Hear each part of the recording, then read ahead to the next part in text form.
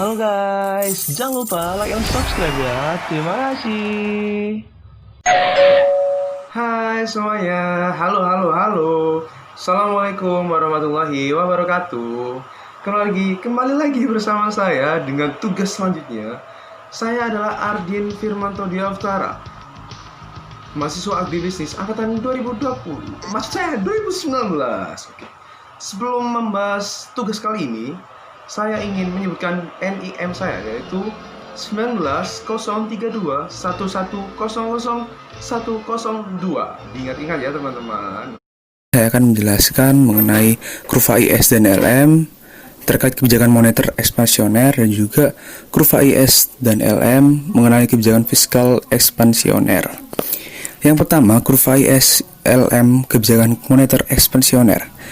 Pada gambar A ditujukan bahwa dengan adanya kenaikan jumlah uang beredar dari MS0 menjadi MS1 menyebabkan kurva LM bergeser ke kanan dari LM0 atau MS0 menjadi LM1 atau MS1.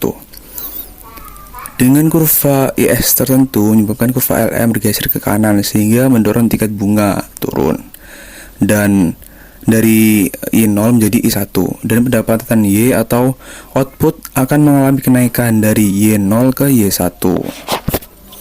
Dengan adanya ekspansi moneter, maka untuk setiap tingkat harga kenaikan jumlah uang beredar akan meningkatkan keseimbangan uang real, menggeser kurva LM ke bawah dan meningkatkan pendapatan.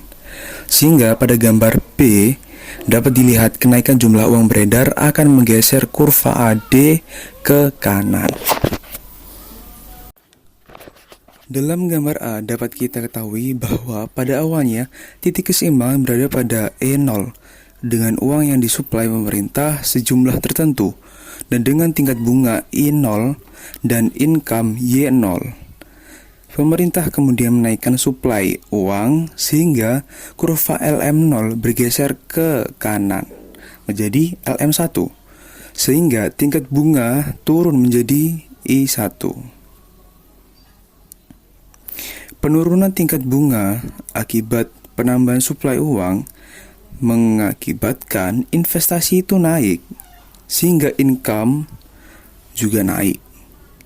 Kenaikan investasi juga menaikkan AD, dan kenaikan AD berarti kenaikan income dan output.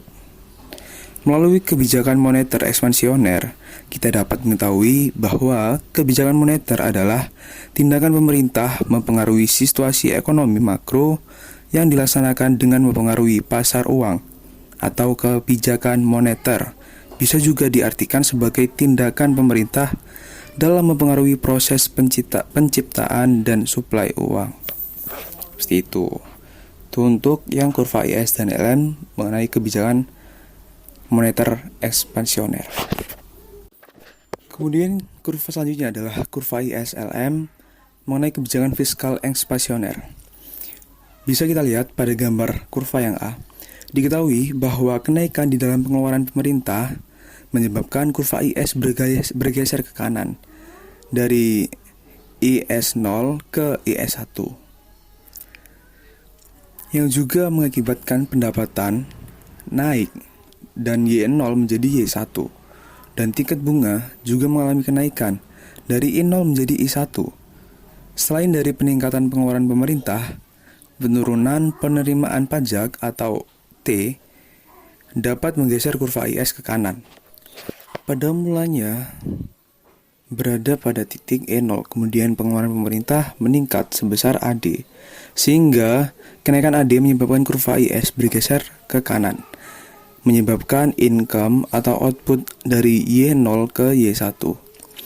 Kenaikan income menyebabkan permintaan terhadap uang naik, sehingga untuk kembali ke titik keseimbangan, maka bunga juga ikut naik ke I1, sehingga tercapai keseimbangan pada titik E1. Ekspansi fiskal seperti kenaikan agregat atau belanja pemerintah atau penurunan pajak akan menggeser kurva IS ke kanan. Untuk setiap harga meningkatkan pendapatan sehingga ekspansi fiskal menggeser kurva AD ke kanan seperti yang terlihat pada gambar B. dapat disimpulkan bahwa kebijakan fiskal adalah kebijakan pemerintah untuk mempengaruhi keadaan ekonomi makro melalui serangkaian tindakan yang mempengaruhi pasar barang. Kebijakan fiskal umumnya dijalankan melalui kebijakan anggaran pemerintah atau APBN. Selanjutnya, APBN ini akan mempengaruhi perekonomian makro. Bila APBN meningkat, maka penerimaan dan pengeluaran pemerintah juga meningkat. Mungkin itu yang bisa saya jelaskan. Kurang lebihnya mohon maaf. Bila ada kekeliruan juga saya mohon maaf sekali lagi. Wassalamualaikum warahmatullahi wabarakatuh. Terima kasih. Semoga bermanfaat.